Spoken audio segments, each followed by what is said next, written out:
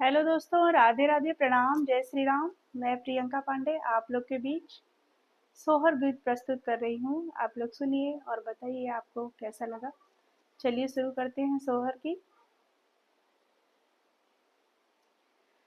कहवा से आवे ला पियरिया हो पियरिया, लागे झालर हो पियरिया, लागे झालर हो।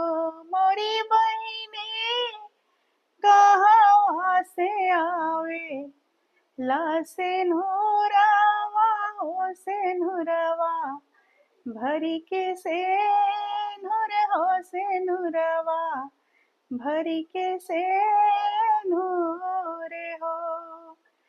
नैहर से आवे ला पियरिया हो पियरिया, लागे झालर हो पियरिया, लागे झालर हो।